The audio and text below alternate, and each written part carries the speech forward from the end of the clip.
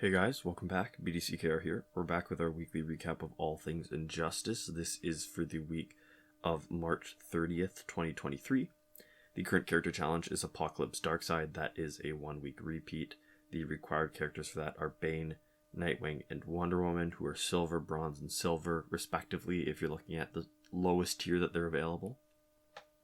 His passive is Black Racer, which is the basic combo has a chance of summoning the Black Racer, who causes random unique effects on his opponent. He's got 1,100 attack and 1,400 health. It was last available on the 2nd of June, 2022. So he's got decently high stats. And when he was first released, these were really high. Mm-hmm. So we got to address this. The elephant in the room is the combo under effects. They are bleeding, which is damage over time and increased damage. I think 20% boost when your opponent takes damage. Cursed means hits while the opponent is still in the fight until they tag out is 100% crit. Guaranteed crit. And lifesteal is you get the health and instead of... So when you do a tap combo, each hit is worth 2% typically. So 2, 2, 2. If you get the combo under, you get another 2 for 8%, but instead of that, you get an extra bonus 15%. So that can be really powerful if you're leaning into it. He used to be even better. At one point, bleed, like Cursed, would last until the opponent tagged out. And that made him super powerful. But that was nerfed in a previous update a long, long time ago. We still had updates that actually affected content. And the interesting thing that's not part of his passive, but is part of his sort of makeup, is that his special 2 has splash damage. Yeah. And it doesn't include the first part of his hit, so around 25% of most of the rest of it means that he gives you about a 23% splash damage. Yeah. Which means it's kind of fun if you want to use him as your special specialist with Tantu Totem and Master's Death Cart and lean into the splash with maybe Fourth World Mace, especially if you can manage to trigger his combo under curse effect, because then you get because built-in splash damage is pretty unique, especially for not listed, right? Not passive, counting as a passive. Yeah. So the wiki for Injustice says his damage is lower because of splash, but I feel like the stated amounts don't look like they're reduced. Now we've actually gone a different way. What you see in the loadout that you're watching, and what we've chosen is for him to have Quake Engine as his third gear.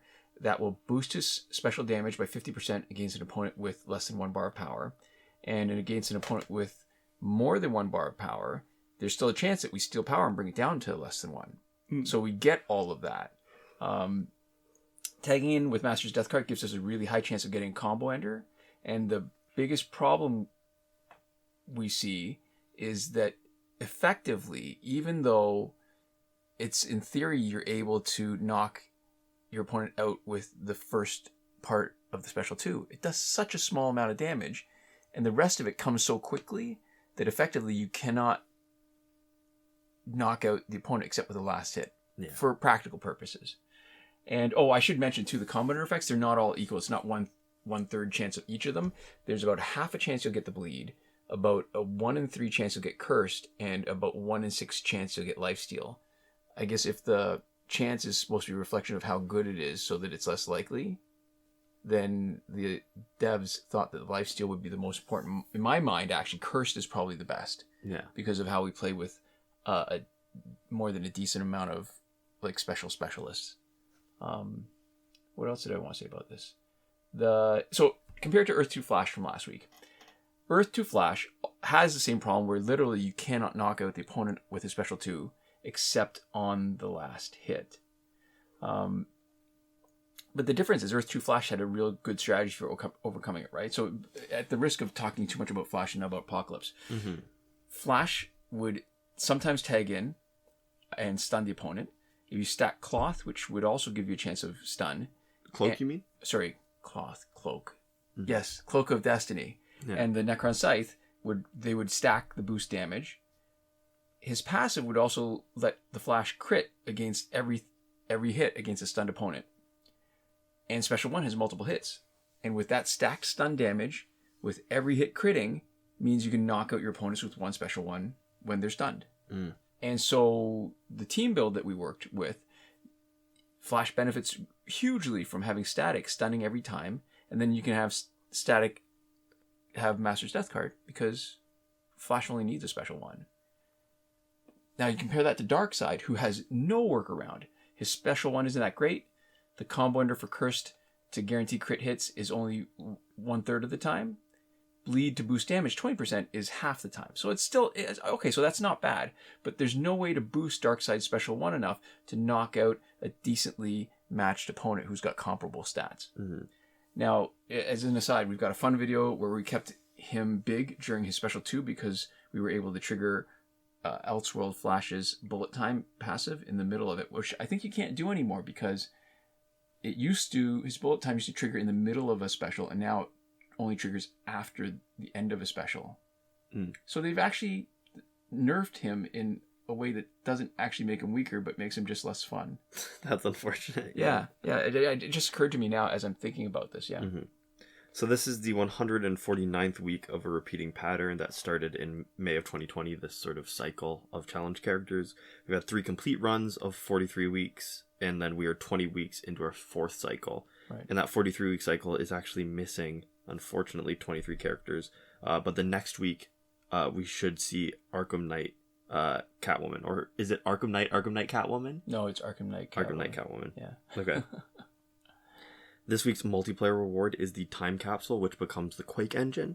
When it's maxed out, its abilities are a 40% chance to power steal 100% of a Special 2's cost. Specials and damage over times do plus 50% damage against an enemy with less than 1 power bar.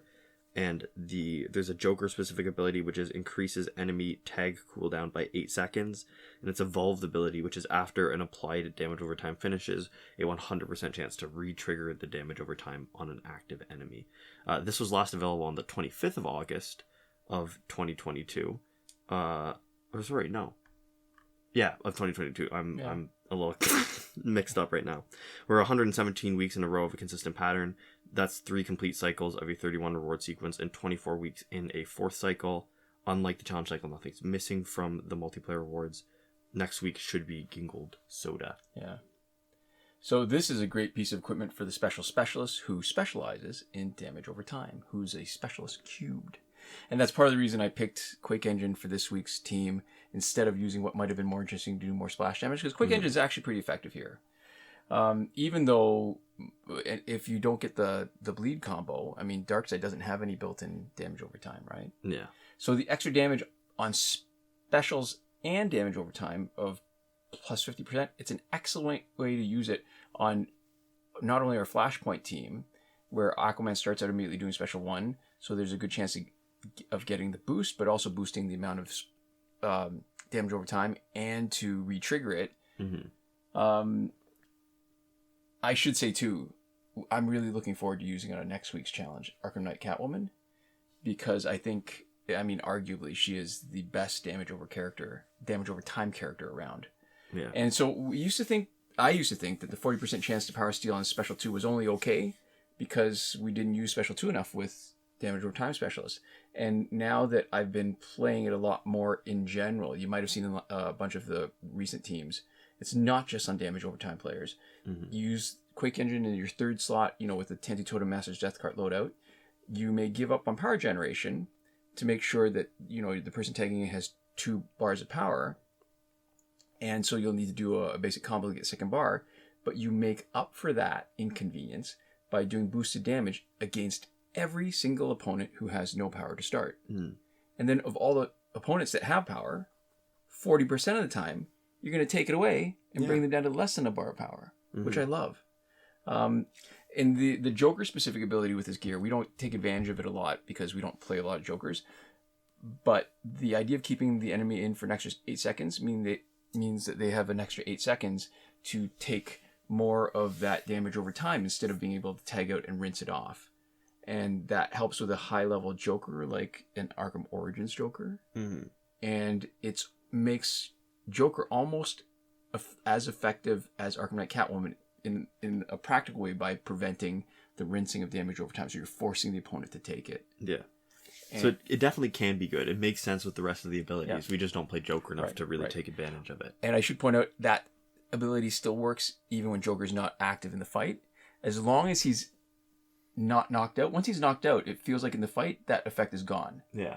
So as long as he's in the fight and not knocked out, even if he's on the bench, you still get the benefit of that. Mm-hmm. Yeah. So there we go. Moving on to the store, we have the Arkham Knight Catwoman pack for $12.99 Canadian. All these prices are going to be in Canadian dollars because that's the info we have access to. That's the only currency that matters. That's my favorite joke. That's our corroborating clue to next week. That's our second piece of evidence that next week is, in fact, going to be Arkham Knight Catwoman for the challenge. It doesn't come with credits, but it's also not the more expensive price point for the pack. Right. So this is, it's not a bad deal. Yep. I think it's all of these packs tend to be like not worth the money, but for the sort of price that they've established in their own store for what they think it's worth, this is one of the, on par deals. They would do so much better if they had this 1 or 2 weeks after the challenge was over instead of the week before. In case you missed it? Yeah. Yeah. We also have the character bundle Woman of Power for $24.99, and that comes with Arkham Knight, Harley Quinn, New 52 Wonder Woman, and their associated gears. Yeah. This is the second week. So the old pack that's hanging around a bit is the Justice League pack that we talked about last week. Mm-hmm. Also not worth it, but it's hanging around for one extra week. Mm-hmm. So there we go. So Phantom Zone is finished. Oh yeah. Well, we're going to skip over a bunch of packs for more than a year. Yeah. They're not really news anymore. Yeah. So Phantom Zone is finished. Fight 62 is still broken, and there has been no bug fix for that Google Play incompatibility. Right. Last weekend's breakthrough for golds was Raven, Superman, and the Arkham Knight as expected. Coming weekend is probably going to be Harley Quinn, Killer Croc, and Martian Manhunter. And why do we know? We know because there's been a consistent pattern in a cycle, and we even link in the description to a thread in the Injustice Mobile subreddit from Devlin16, one of the mods there, that goes over the complete breakthrough cycle. Mm-hmm.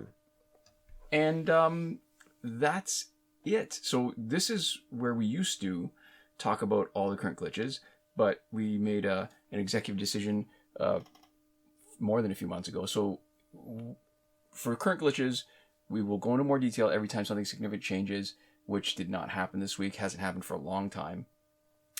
However, even if nothing changes, we still do a more detailed review once a month, and that's the first week of every month. Most recently, that was our recap from March the 2nd.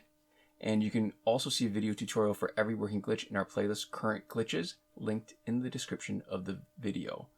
One thing that's definitely worth mentioning is that the challenge reset glitch has been not working ever since the Google Play incompatibility showed up, and it still hasn't been fixed yet.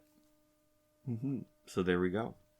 To finish up, we'd like to give a huge thank you to all of our lovely supporters on Patreon. That's Korey Ashcraft at the Last Word tier, Michael Devries, Irvin Ruiz, Hoshi127, and Drew Chapman on the credited level, and then the names scrolling past right around now who have supported us at some point during the pandemic. Thank you so much for your support, and thanks so much to all of you for watching. We'll see you next time. Komoda.